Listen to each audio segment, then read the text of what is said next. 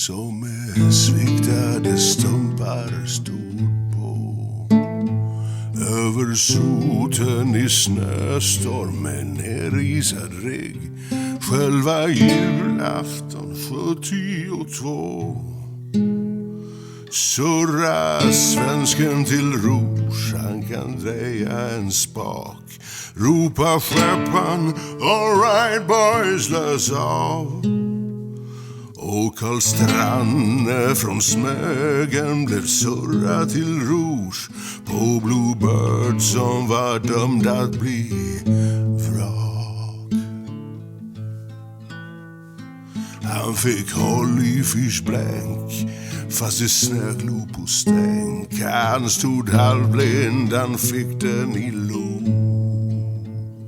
Och i läder låg Smögen, hans hem där hans mor just fått brevet från Middlesbrough.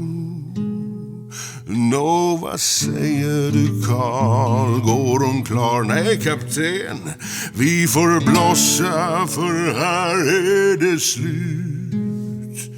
Vi har hållit om babord och brott strax i lä, ut med ankarna, båtarna ut. Men hon red inte upp och hon fick ett par brott som tog båten de hade gjort klar. Jag tror nog, sa Karl Stranne, att far min gått ut emot oss. Ja, jag litar på far. Båt i lä, det är far, det är vi. Det är far min från Smögen, hallå! Båt i lä, sjöng han ut, de här jumpa i.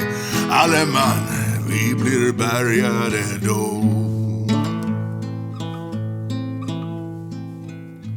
Det var Stranne den äldre, en viking, en örn, som på julafton 72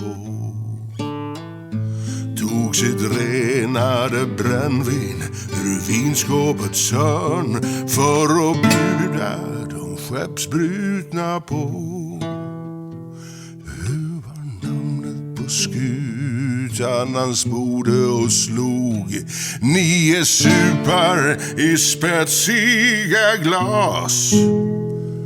Briggen Bluebird, det 10:e glaset han tog, och han slog det i golvet i kras.